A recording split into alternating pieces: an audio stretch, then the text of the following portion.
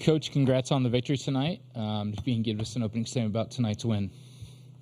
Yeah, great ball game. Certainly thought we played really well for the most part. We got a lot of timely hits. Had some really good at-bats against some really good pitchers. Tennessee's got a great pitching staff, very diverse pitching staff. I thought Prager battled through some things. And Stewie was awesome. Evan was Evan.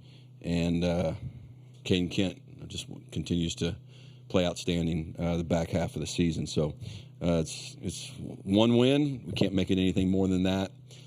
Still got a ball game to win. It's got a series to win. So it's just kind of like the regular season.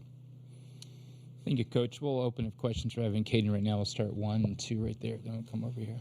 Richard Zane, Texags. Caden, I was hoping you would take us through that at-bat in the 7th inning and the home run, and then also what do you attribute this incredible postseason run you've been fortunate enough to go on? I think it's attributed to the support that I get, and the people that believe in me, the people that have my back and I can count on, and people that I can, like my parents or my brother, like I can look to the stands and they can give me they can pound their chest like, you got this. That puts a lot of relaxation on my mind, kind of to ease down. Anyway, that at bat, it was a 2-2 slider, and I don't know, he hung a slider. I was able to get it. Jacob Richmond, Lone Star Live. Caden, I wonder if you could kind of expand on what does it take to be ready to step up in an opportunity like this, and what is it like for yourself and some of the other younger players like Caden Sorrell and Gavin Grohovac to come up with these big hits and the biggest stage in college baseball?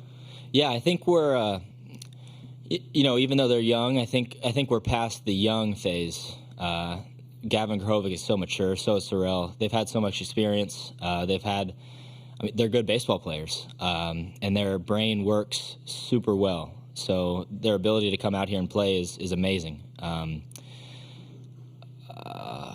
forgot what you said first. I'm sorry. What it takes to be prepared. Oh, yeah, what it takes to be prepared. Baseball is a frustrating game, so the consistency and the time that you put in, it's not always shown out on the field when you play. So the countless hours in the cages sometimes turns into an 0 for 4 when you go out on Tuesday. But it's just the repetition, man. You're stacking days on days, the compound effect, and you just got to keep pushing through it. Okay, we got 1, 2, 3, 4. We'll try to get everybody here. Brian, College Station Eagle. Caden, two questions. What makes this team so good at two-strike hitting? And second, what does it mean to you to be able to have the performance you've been having, filling in for Braden, kind of taking up the mantle for him while he watches?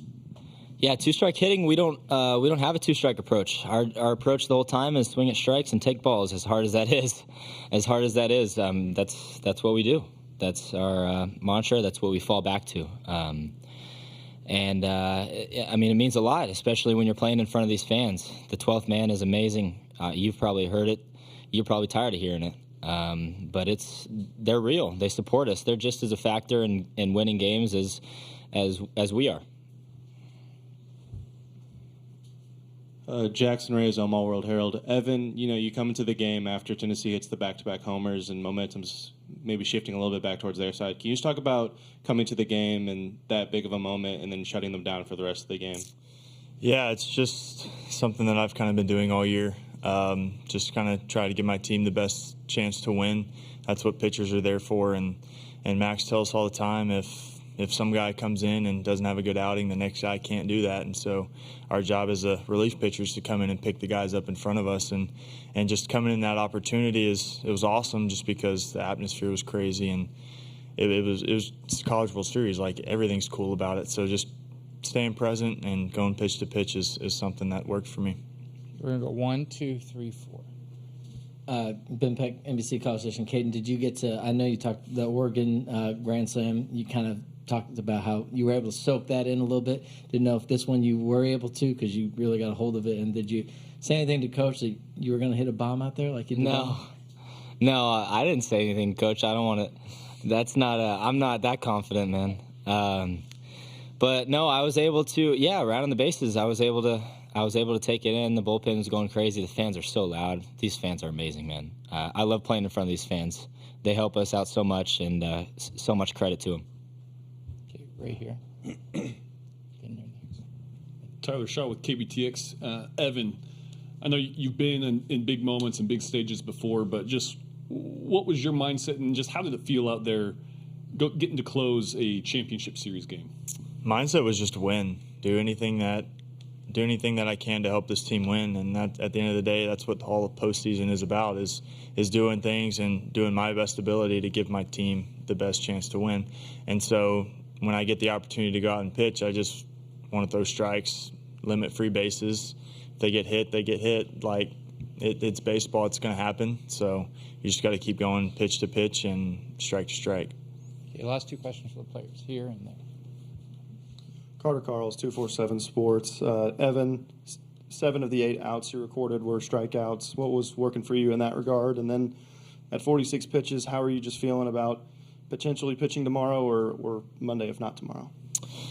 Yeah, I just mixing pitches and throwing everything in the strike zone. It's kind of what I can do. That's kind of what my strength is just making sure I can throw everything for strikes and keeping hitters off balance. That's kind of what's been working for me all year. But as far as tomorrow and the next day, it's College World Series. I'll be ready to go. There's no doubt in my mind that I'll be ready. I know Coach Slosh will have me up and ready to go, but I'll be up ready to go. Last question. Matt Towerty from World Baseball Network. Evan, also you guys had 17 strikeouts tonight, and similar to the previous question before, what was just working with you tonight, and with some of the breaking pitches you utilized, and also just having Jackson behind the dish that commanded all you guys today? Yeah, having him behind the plate he just gives us so much confidence, just because we can throw any pitch we want to, wherever we want to, and knowing that he's going to work his hardest to block it up or keep it in front of us just to give us a chance. But having him behind the plate's awesome. But like I said, it's just mixing pitches, throwing strikes. Really, I mean, it's hard to I guess get a pitcher if he's throwing strikes. But that's what Coach always said. It's you just got to throw strikes, limit free bases, and that's kind of what I did. Evan and Caden, thank you very much for your time.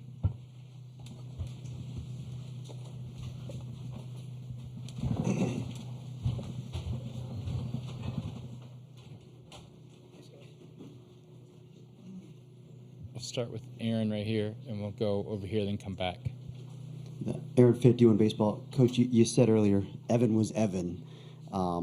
And it's so easy to take that for granted when you got that guy who's just automatic all year long. But when you say Evan was Evan, what does that mean? Like, what makes Evan Evan? And I assume you don't take him for granted. How special is this to watch? Yeah, I don't take him for granted. I've had some great relievers in the past, and he's right there up there with all of them. I think you just know that he's going to control his heartbeat, number one. The moment's never too big. He's going to be in the strike zone with at least 2 pitches. Usually 3, and if he gives up a hit like he did, or gave up back-to-back hits to Amick and Dreiling, he doesn't panic. He just gets right back in the strike zone, and so at least my heart. I always measure a pitcher by what's my heart rate like when he pitches, and when he pitches, my heart rate is not good during most games, but when he pitches, it's way better. Same with Prager. Guys that fill up the strike zone and are going to give you a chance. Just give us a chance to catch the ball, especially against such a great offense. I mean, you got Tiers sitting down there in the freaking, 6 hole, 7? I mean, wow, what a lineup. You can never feel good about it. But yeah, Evan is a great luxury for us to have that most teams don't. Well, championship teams do, but most teams don't get that. Coach Travis Bryan, College Station Eagle. How much of two-strike hitting is taught, and how much of it, in your perspective, is just God-given talent? Yeah, I mean, I think there's different offensive philosophies. We don't have any sort of two-strike approach. There's nothing that we work on. It's just swing at strikes and take the balls, and that's the first thing we work on the very first day of fall practice. And a guy can hit a homer with 2 strikes like Caden did, just like he can with no strikes. So I'm not telling you that's the right way to do it. We strike out a lot. If the umpire does his job, most of our strikeouts we'll swing and miss some, but a lot of our strikeouts are looking outside of SEC play because the umpiring isn't. I'm sorry, I probably shouldn't say that, but it's just if the umpire doesn't screw it up, we lead the nation in walks for a reason. We know the strike zone, and I think most college teams, Tennessee probably, the upper level college teams they're so well trained in the strike zone because we have TrackMan and hit track, all these things that we practice on every single day. And one thing I think we need to get to eventually in college baseball, the umpires aren't full-time umpires, but are the umpires training like the players so that we can have the same game?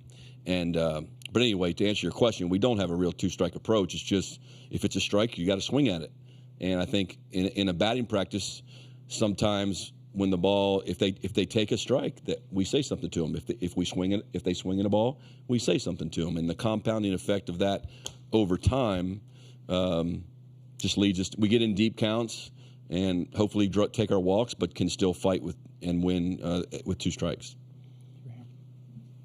Richard Zane, Texas. Coach, we've heard you use your football analogy when it comes to three phases, that being pitching, defense, and timely hitting. So, in getting a Game 1 victory, how do you think your team fared in those three phases this evening? Yeah, I thought we did really well. I thought obviously Prager was great. Stewie made the pitches he needed to make. The home run that got hit off of him, the wind was blowing. I'm not saying that guy didn't get it good, but if Jace wouldn't have ran to the wall, I think he might have caught that one too. But yeah, we pitched. I mean, you held maybe the best lineup in the country to 5 runs with the wind blowing out, and in such an awesome setting. I thought we caught the baseball well. Kent made some nice plays. Teddy made some nice plays, and then we got a lot of timely hits. We strung together some singles through the infield against a really good pitcher in Causey. So I think we had some luck too, which is part of the game. Jacob Richmond, Lone Star Live. Coach, when you're recruiting guys like Caden and like Gavin, how much are you able to tell about composure and confidence? Obviously, their ability, but to come into this level of baseball and perform the way they are, how much are you able to gauge that early on? You gauge it a little bit. Obviously, a guy like Kent grew up in a big league clubhouse, so most sons of major league players, and I've coached several. That's the one thing they handle it pretty well. Grahovic, son of a coach, been around high-level baseball. Those super high prospects these days, they play in big league parks and all their showcases, and so I think they're more prepared than players were 10, 15 years ago. But mental skills are something we practice. We invest a lot of time, effort, and money in mental skills. Mental skills can be practiced just like physical skills can be practiced. It's the very first thing we do when we take our hitters to the batting cage the first day of the fall is talk about their routine and the ability to handle moments and the ability to play the game pitch to pitch. And so that's why, when you play in the SEC and you play in Olsen Field in front of the 12th man, yes, it's the College World Series, it's the championship series, but if you're in our dugout, it literally doesn't feel any different. And I think that is intentional. I'm not saying Tennessee doesn't. I'm just saying we really, really, really try to coach that because you cannot be in control of your performance until you're in control of yourself. And that's the key to these games, in my opinion. Okay, we got a lot of questions that I know everybody's got their hands. Yeah, and the bus is right waiting. Yeah. Jim, so when you talk to the team tonight, is there like a lesson that you learned from tonight, or is it just another game tomorrow night? Yep. Yeah. There's I don't meet with teams after games unless we've lost a tough one or if I'm upset with them about something. I don't meet with teams after games. Haven't done that since 2013. We'll get on the bus. I'll congratulate them on a win. They know it's one game. We all know what's at stake. I mean, there's no Lombardi speech. There's no. We just try to keep them as loose as we can. We'll hit in the cages and get our ground balls tomorrow and play. And I know it sounds coachy, but if you start thinking about things other than that, Tennessee's going to blow you out of this ballpark. I mean, we're facing a great team and we're facing a great pitcher tomorrow, and I have no idea who we're going to pitch. So we'll put it together, but we'll just do what we do. That's all we can do. You're right here. Coach Ben Peck, NBC College Station, you talked about, playing well, maybe lowering your heart rate a little bit. Just to see Gavin start off the game like that, how much does that help for kind of the whole clubhouse? Everyone take a breath, and then how do you kind of channel that moving forward? No, 2 runs in the first inning feel good, but as you mentioned, Tennessee, that lineup's so loaded. Yeah, I mean, I think Chris with ESPN asked me before the game, what was one of the keys. I said, just getting through the first inning. I think for any pitcher in these moments, especially against the lineups, I mean, even though we scored the 2 runs, I was like, you got to go face Christian Moore. He swings at the first pitch of the game almost every time. If it's a strike, he does huge damage to it. So you're constantly, you can't ever feel good about anything. But when you get 2-run get some positive vibes in the dugout. That's why I kind of like actually being the visiting team in some of these big games, because you get to take the energy of the game into offense versus taking it on the field. I mean, on defense, that can be tough. Okay, 2 more questions right here and right there. Jim, Ryan came out, I think he had 5 runners in scoring position. They only scratched out 2 runs. They had 7 hits, and he threw 16 first pitch strikes. What are your thoughts on how good he was tonight? Yeah, I thought he was great. You knew it wasn't going to be his very best stuff throwing on short rest. But Max has done such an unbelievable job with our pitching staff and getting them to believe in throwing the ball in the strike zone. That especially against Tennessee, there's going to be some damage, but you got to limit damage by not giving up free bases. And so, what did we walk? 3. Stewie walked 3, but we punched out 17 against a good offense. I think it's just truly committing to throwing the ball in the strike zone. And most young pitchers throw hard, but they don't throw strikes. And so, just the more strikes we throw, the limit free bases, the better chance our team has to win. Okay, last question. Jackson Reyes, Omaha World Herald. You said yesterday that it would take a village to get through this series with your pitching staff, and you've touched on it a little bit tonight. But can you just talk about what you saw from your entire pitching staff and not having any crooked numbers on the scoreboard? Well, they had the 1-3 spot, the back-to-back homers, and we pitched one guy that hadn't pitched in the weekend. Brad threw 2 strikes, and one of them got hit out. He threw 2 pitches, right? 2, and both of them were strikes. So at least that gives us a chance. But we're going to need somebody other than, Stewart. I mean, obviously Cortez could be a part of it tomorrow, more than likely. Got to decide what we're going to do with Lampkin. But if we're going to get through this thing, there's going to be some guys that haven't pitched yet that are going to have to give us something. I thought Tony did an awesome job, and Frank, they always do an awesome job with their pitching staff. They get some guys some work. They still were able to keep the game somewhat close. So they're, Connell and, Cauley for sure can pitch again. I'm sure Stamos will be back at some point if they need him. So they have plenty of pitchings. We're going to have to match that. Thanks, Coach. Good luck tomorrow. Thank you so much.